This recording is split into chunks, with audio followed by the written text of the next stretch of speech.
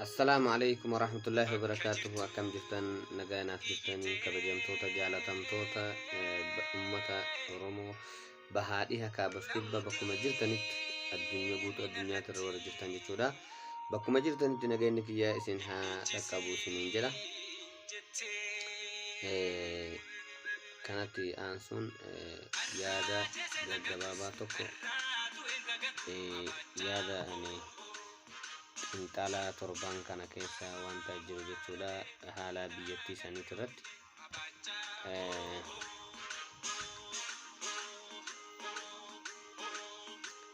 waan baay'ee tokko gara nama nyaatu bilchiginnaani akkaataa ittiin karaa ittiin ummata Oromoo walitti buuftuun dhabdee jennaan karaa miidiyaatiin amma yeroo ammaa kana jechuudha. Amantii Islaamatii fi ummata amantii Kiristaanaa akkasumas waaqeffannaa akkasumas amantiiwwan birootiin ummata kana walitti buusuuf wanna hin goone hin qabdu jechuudha. Maaliif abbootii isiitirraa baratte jechuudha. Abbootii isiitirraa baratte wanna kun wanna irra ture jechuudha. Wanna amma eegale odoon ta'an yeroo ammaa kanatti akka yeroo qabsoon ummanni itti walii galee qabsoo jabeessuuf qabsoo finiinsaa jiru yeroo itti qabsootota Oromoo wajjin dhaabataa jiran kanatti haaraa fakkaatee amma haa deemu malee wanta durirraa irra turameedha jechuudha. Kun karaa ittiin ummata Oromoo cabsanii akka jedhan waggaa dhibba akka waliin kaane goona akka jedhan sanitti karaa waan dhabaniif amma karaa amantiitiin ummata Oromoo addaan qooduuf itti milkaa'uuf yaalanii jiran jechuudha. Garuu itti milkaa'uu waan hin dandeenyeef dhibbaan dhibbatti beeyne jechuudha inshaallah. Maaliif isaan amantii Islaamaa ergamaa Rabbii keenya sallallahu alaihi wasallam nabi Muhammadin arrabsuuf isaan yaalanillee milkoone. Maaliif bilchiginnaani warra amantii qabu odoo hin taane warra nyaatee buluu malee waan biraa hin beeknedha jechuudha. Amantiin ummata keenya walitti buusuu hin danda'an. Ummanni yeroo ammaa kana baratee jira. New generationiin amma warra baratee jechuudha. Kanaaf yeroon isaan itti amantiin ummata walitti buusanillee yeroon isaa bira dabree jira. maal barbaadanii akka ummanni Oromoo Islaamaa amantii Kiristaanaa amantii yookaan immoo tuyyuu amantii waaqeffataa fa'aa keessa namni tokko bakka bu'ee sabab kana nama tokko keessa arrabsee immoo tuyyuu eegas walitti bu'uunsi uumamuu fi akkas jeequmsi ummata Oromoo hedduutti guutumaan guututti yaadni isaanii jechuudha. Jeequmsi akka ummata Oromoo hedduutti uumamu yeroo kanatti diasporaan Oromoo guutuun guututti walii galee tokkummaan socho'aa jira jechuudha. Qabsoo Oromoo irratti jechuudha. Akkasumas keessattuu waa'ee hidhamtoota siyaasaa irratti jechuudha. Tokko ta'anii uummanni Oromoo Islaama Kiristaana waaqeffataa odoo hin jedhin tokkummaan socho'aa jira jechuudha yeroo ammaa kana. Kana balleessuuf yookaan immoo kana walitti buusuuf ummata kana walitti buusuuf yoo maal goone karaa kamiin yoo fayyadamne jedhaniiti halkanii guyyaa xaaranii dadhaban jechuudha. Karaa kanaan kallattii maraan dadhabanii itti toluu dhabnaani maal godhan jechuudha. Amantii Islaamaa arrabsiisuuf warra bilchiginnoota isaanii warra ala jirtu jechuudha. Warra bilchiginnoota warra sammuun dhuufte warra sammuun wanta akkallee hin qabachuu hin dandeenye jechuudha. Warra wanta akka beekumsa hin qabne warra siyaasaa hin beekne warra piroofeesara jedhanii yeroo tokko baruuf waamuun doktorummaa fi piroofeesarummaan fakkeenyaaf uummata akka warra achi keessa jiraniifuyyuu warra aangoo gubbaa jiraniifuyyuu homaan goone maaliif piroofeesara jettee of yaamuu yookaan doktora jettee of yaamuun yeroo ammaa kanatti yoo saba kee qabachuu dandeette qofa waan tokko sin gargaar.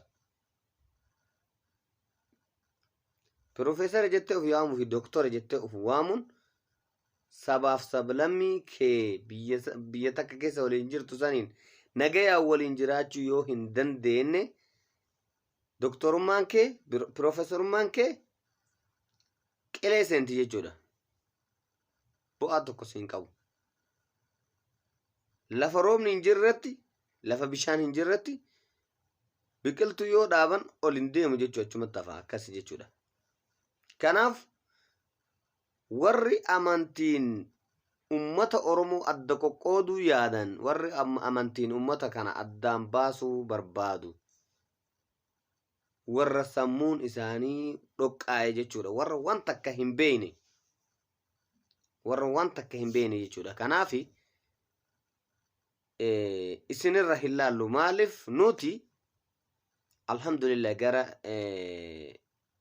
ergamaa rabbii kennatiin ergamaa rabbii nabi Muhammad sallallahu alaihi wasallam wanti nu hin dhaamin hin jiru jechuudha. Addunyaa kanarratti ka dabres ka dhufus ka amma irra jirus jechuudha. Wanta duraan tahee dabres wanta ganaa dhufuu deemus wanna amma tahaa jirus jechuudha. Wanti nuuf hin dhaamamin hin jiru jechuudha. Gorsa addunyaati jechuudha. Gorsa addunyaa fi aakiraatii jechuudha. Kanaaf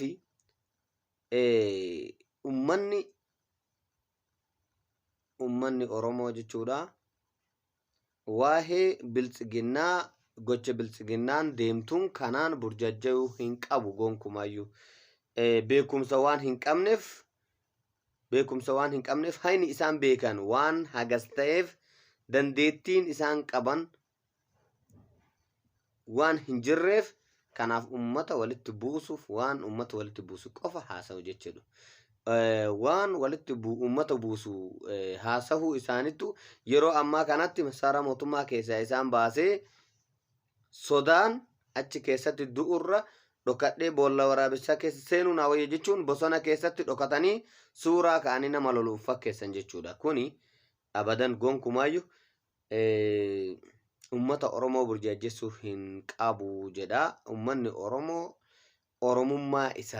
Oromummaa isaatiin qofa dhiigaan tokkooma jechuudha. Warri galtummaadhaan diqaalummaadhaan ummata Oromoo wajjin guddattee afaan Oromoo baratte abadan addaan ummata Oromoo baasuu hin dandeettu. Ummanni Oromoo amantii maraanuyyuu kabajaa qaba, wal kabaja, waliin nyaata, waliin dhuga, waliin jireenya, aadaa waliin jireenya sabaaf sablammoota beeka jechuudha ummanni Oromoo. Ummanni Islaamaa amantii biraa akka hin tuqne gorsa addunyaa fi akiraa ka tahe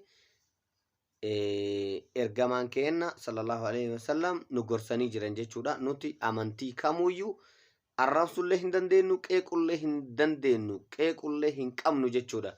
Kanaaf sammuu isin caalaa qabna, beekumsallee isin caalaa qabnaaf isiniin jedhe tana warra sammuun dhoqqee warra amantii namaa arrabsuuf olii gadi fiidaniif jechuudha. Kuni achumatti kana ta'eetiin biltsiginnaan biyya keessatti jechuudha waan baay'ee nama ajaa'ibsiisu dalagaa jirti. Waan baay'ee tokko nama ajaa'ibsiisu. Qabeenya ummata saamanii fixanii baankii keessa horii saamanii fixatanii amma yeroo ammaa kanatti immoo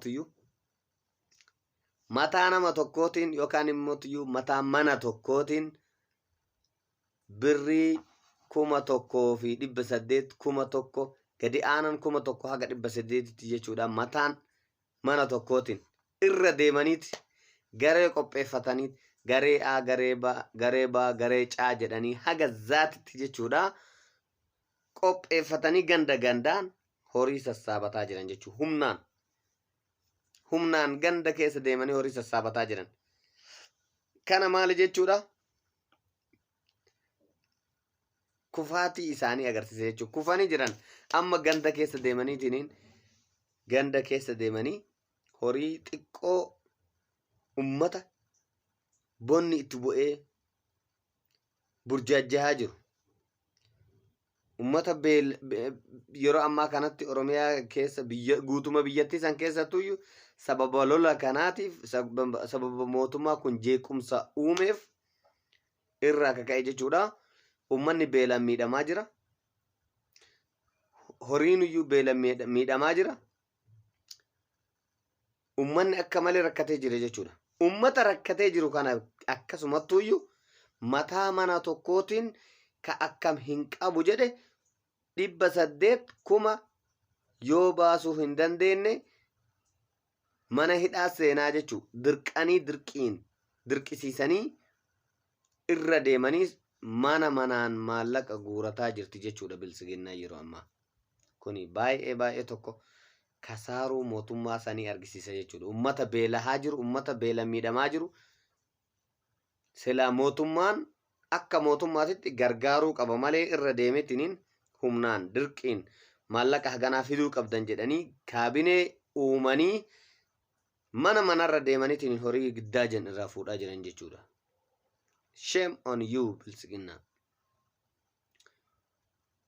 Bilisiginnaan ummanni keenya deeggaruu waan akkanaati jechuudha. Godinaalee Arsii keessattuyyuu baay'inaan dirqisiisanii maallaqa irraa guuraa ka jiran yeroo ammaa kanatti humnaan mana irra deemaniitiin yoo maallaqa haganaa hin finne guyyaa haganaa keessatti guyyaa lamarra kennaan jiran jechuudha. Ammallee halkan dhufaniiti halkan magaalaa keessa deemaniit giddaajan qeerroo magaalaa keessaa guuranii gara lolaa geessaa jiran jechuudha. Guyyaa mootiyyuu irra deemaniiti birrii gadi aanan birrii ka fiduu qabdu gadi aanan 1,000 haga 10,000 5,000 warra giddiin irraa fuudhaa jiran humnaan irraa fuudhaa jirantu jira jechuudha. Oromiyaa keessa jechuudha. Waan baay'ee tokko nama ajaa'ibsiisu jechuudha. Kuni mootummaan suni kufee qabeenya haga biyya san keessa jiru saamee ummata nagayaa mommootiyyuu ummata dayfaan jiraatu ummata qabeenya yeroo ammaa kanatti hojjateetiin gadi bahee ol deebi'uun sodaa itti ta'e burjaajee akka malee badaa sammuu ummata sanii jeequu irratti xiyyeeffateetiin hojjataa jira jechuudha mootummaan Minilik kun jechuudha. Baay'ee tokko ummata miidhaa jiran jechuudha. Rakkoo hamaaf ummata biyya sanii saaxilaa jiranii jechuudha. Baay'ee tokko ummata burjaajessaa jira jechuudha mootummaan kun. Kuni maal agarsiisaa? Mootummaan kuni lolaan yeroo ammaa kana moohadhee jira. Warri amma wal lolaan jirru moohamee jira. Kanaafuyyuu warri na gargaarre amma mana hidhaa keessatti isin guuraa jechuu karaa saniin dabballoota isaaniitiin ummata sodaachisaniitiin horii irraa guurataa jiran jechuudha. Baay'ee tokko waan garaa nama nyaatudha. Kuni kanumaan odoo ta'ee jiruyyuu ummata karrayyuu ummata nagayaa ummata tokkummaa qabu ummata kabajaa ummata Oromoo warra ture jechuudha. Ummata karrayyuu irratti abbootii gadaa guututti warra araara barbaadu warra mirga ufiitiif qofa falmataa jiru waraana nurraa kaasaa warra jedheetiin mormataa jiru Oppidiyoon duguggaa sanyii irratti raawwattee jirti. Baay'ee tokko nama gaddisiisaa. Waan baay'ee tokko nama gaddisiisudha. Mootummaan amma kufe kuni ummata hedduu nyaateetiin kufaa jira. Baay'ee tokko nama gaddisiisa. Baay'ee tokko waan garaa nama nyaatudha. Uummanni Oromoo akkasumattuyyuu warri garii warra yeroo ammaa kanatti mootummaan kun mo'atee jira. Juntaa mo'atee jira. Waraana adda bilisummaa Oromollee akkasumas mo'atee jira. Kanaafiyyuu abiyyi lola jira jedheetiin uummanni sobame hedduutu jira. Wanni inni mo'atellee jiru lolli inni seenellee hin jiru jechuudha. Kanaaf lola seenuu odoo hin taane bosona keessa seenee dhokatee suuraa ka'ee kaambii waraanaa keessa seenee bakka waraanni jirutti jechuudha dhokatee viidiyoo uf waraabee miidiyaaf dabarsuu jira jechuudha. Abiyyoot Kaasaayidha. Lolli inni seen hin jiru. Lolli inni seen hin jiru. Kanaaf mootummaan kun kufee jira. Qabsoon ummata Oromoo maal eega ummanni Oromoo maal eega? Akka wanni karrayyuu irratti gaggeeffame kun ummata Oromoo naannoo biraatittis akka gaggeeffamu abadan hin shakkina. Maal jechaa turre duraan? Bilchiginnaan wanni isiin Wallaggaan godhaa jirtu kun naannolee Oromiyaa mara isaatuyyuu hin dhaqqabaa hin hafuu jechaa turre. Wallagga irraa Wallootti dabiran. Walloo irraa amma karrayyuutti dhufanii jiran. Karrayyuurraan yookaan Arsii yookaan immoo Tuyyaa Harargee yookaan immoo akkasumatti deeman jechuudha. In hafu. Kanaaf mootummaan kun warri deeggarsa isaaf gootan warri mootummaa kana fakkaatanii ummata keessa deemtanii ummata burjaajessaa jirtan uf eeggannoo odoo gootanii ummata keessan gara ummata keessanii odoo deebitanii baay'ee tokko bareeda ta'aa. Akkasumaan dhaamsi kiyyaa guyyaa kana kanuma. Warri viidiyoo kiyya kana dhageettan share, like, subscribe gochuun faffacaasatii miidiyaa hawaasaa irraan naaf dabarsaa isiniin jedha. Assalaamu alaikum wa rahmatullahi wa barakaatuh.